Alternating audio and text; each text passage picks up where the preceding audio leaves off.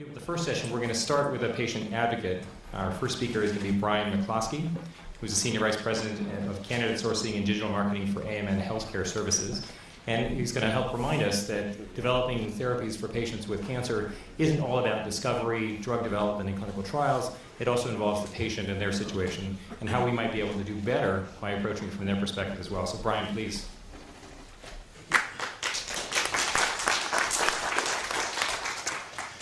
Thank you. It's an honor to be here. And as Raphael mentioned, I am a patient advocate here at Morris Cancer Center. And my journey in cancer began in August of 2016. And it's been an odyssey for the better part of the past year and a half. But I'm here because I think I have perhaps a somewhat unique perspective on my care and how cancer can be treated in the future. So I've been in a digital marketing capacity for the better part of 20 years, and I've spent many of those years building a single view of a customer for companies like HP and their e-commerce efforts with hpshopping.com, where I spent 7+ years building personalized experiences. And so I've really kind of honed that craft, and as I was going through my experience, I thought there are opportunities for us to rethink how data in particular can be used potentially in a more effective way to help patients through this process. So what I want to do is I want to take you through a little bit of my perspective, and we'll start off and we'll think about what life was like before e-commerce and before the internet, for that matter, when really the world became much more digitized. And for those of you that can remember that, you have to think back to a time when everything was very similar. So it was a very cookie-cutter approach. You would go into a retail store and you would be treated just like the person behind you buying the can of chicken soup. And there was no personalization, there was no guidance in the process. You found out about products through word of mouth, and you went and you purchased and you exited. And the world has evolved so much since then. And the reason it's evolved is because we have become more digitized.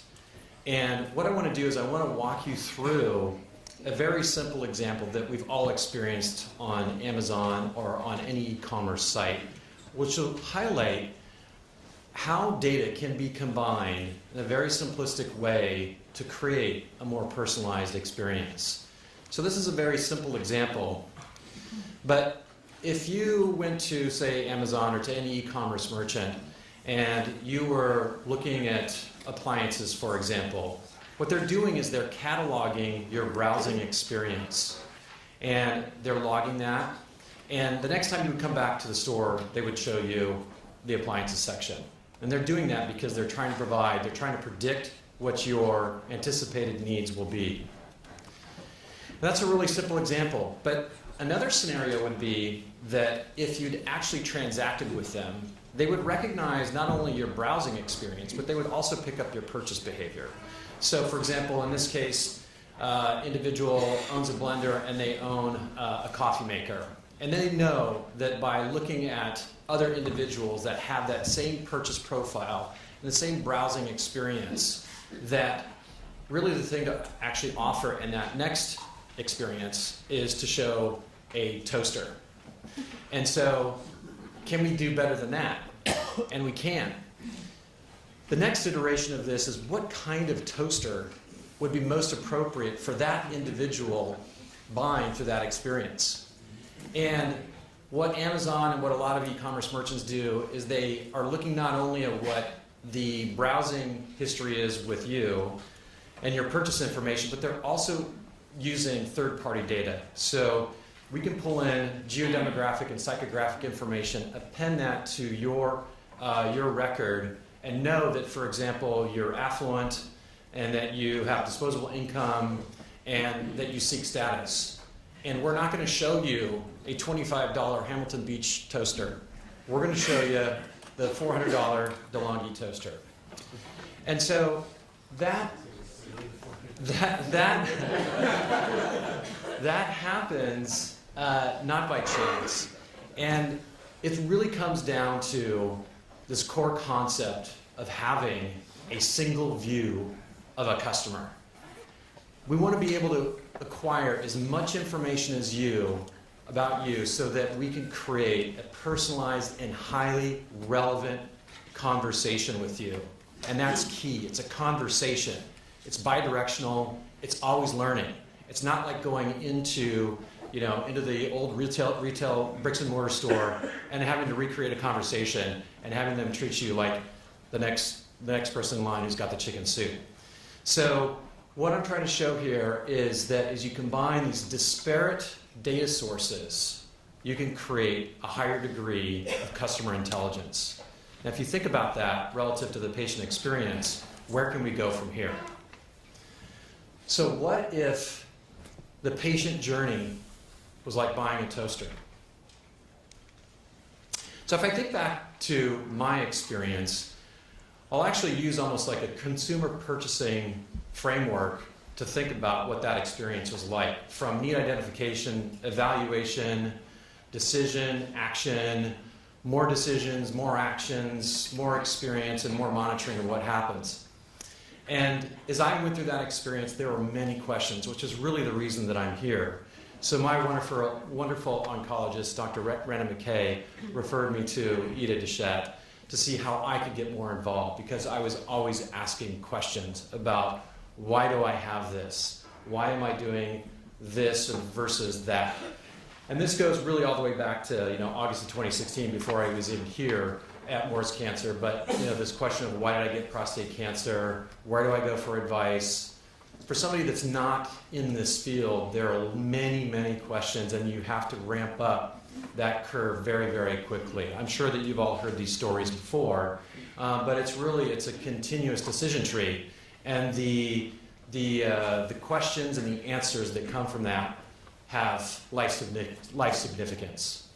And so this is really the framework for how I went through my cancer treatment. And as I was going through that, I was always asking the question, can they be more precise about me, Brian McCloskey, and why do I have it, and what's unique about my cancer that will provide a much more personalized and relevant treatment? So if we think about that, we think of that holistic single view of a cancer patient in the same way. What could it look like? And I'm going to talk about a concept here that was really inspired by a 50-minute conversation with Ida about Bryce Olson.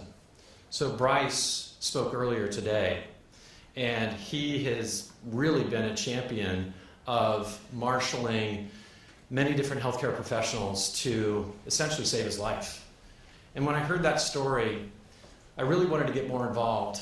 And so I sat down a couple days later after my conversation with Ida, and I thought about, what if I blue sky what healthcare could look like from a patient's perspective if I used this view of consumer personalization and applied it to patient care? And so it really starts off with data. And there are a lot of different data types, but as I went through my process, I picked up biomarkers, PSAs, went and got a biopsy, found out that I had prostate cancer, went through imaging, determined that I had non-metastatic cancer, then went into genomics after I had a radical prostatectomy. And that provided a greater sense of understanding of what's wrong with me at a molecular level. But then I also wondered, are there other data types that could help shed light either on what specific type of cancer I have, and actually even more importantly, why do I have it? And I know enough to be dangerous, so I'm not going to get into it. You all have heard many of the sessions today about biology, and I'm not a biologist by any stretch of the imagination, but we think about all these different data sets, and we think about the microbiome, and we think about electronic medical record information, and all of these different types here. And I think if we could combine them in a way that gives us a longitudinal view of who I am, how I got this, what do I have, could that really make a difference in understanding fundamentally my cancer, and then how that leads to very targeted therapies. And as we pull all of these different data sets together, just as I showed before, that degree of personalization, I believe, should increase. And so I think that this is a fundamental element of patient health, is how do we create intelligence by combining what seems to be very disparate sources of information. And so I came up with the Olsen cell, which I named after Bryce. Inspired by his journey going through cancer, I felt compelled that I really wanted to honor what he's done. And what this really starts off with that data hub, or that patient intelligence hub. And if you think about all the different cancer types, and if you think about me or Bryce or any cancer patient who has each of these different types of data, biopsy, imaging, pathology information, how do we combine them into a single view of a patient? And how do we think about how that would actually create a more precise diagnosis? And if we could create a more precise diagnosis, how do we then create therapies that are specifically targeted to a much more precise view of what we have? So really what I'm saying is, how do you redefine the problem by combining this information? It's like adding colors to a color palette. How do you look at this differently, and how do we use this information in ways that perhaps we've never used it before?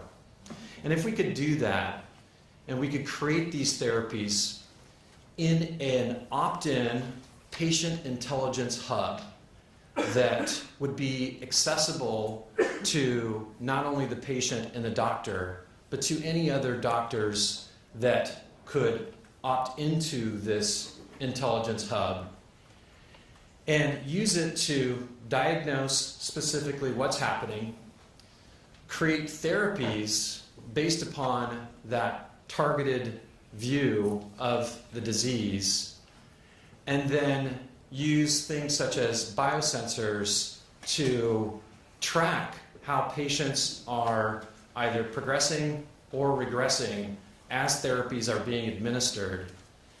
In my case, I had 6 months of hormone therapy, and during that 6 months, my body changed quite substantially. Normally what happens in hormone therapy is you gain weight. I ended up losing about 15 to 20 pounds. And every day that I went to the gym, I always thought, what's happening? What's happening to my cancer, and what's happening to me physiologically? And could it be that I don't need 6 months of this? Maybe I need a different dosage. Maybe I need a different time. How could it change? And if we had a real-time sensor-enabled feedback loop that could feed this patient intelligence hub and create understanding about me that could be applied to not only more precisely create derivative therapies for me, but also use that intelligence to treat other patients, it seems to me that we would have a more intelligent patient intelligence hub and ecosystem for doctors, patients, and I think biotech to be able to create more targeted therapies. And so this is really what the Olsen cell is, and I think it's a concept that I really want to share with you, and you can take it back to your workbench and think about how it might apply to your world. But I see from my world that there is potential in this, and I would love to be able to help anyone who has any ideas in terms of creating something that would look like this or a derivative of it. I think that there's a lot of different ways that it could be done. You can look at the patient-only data.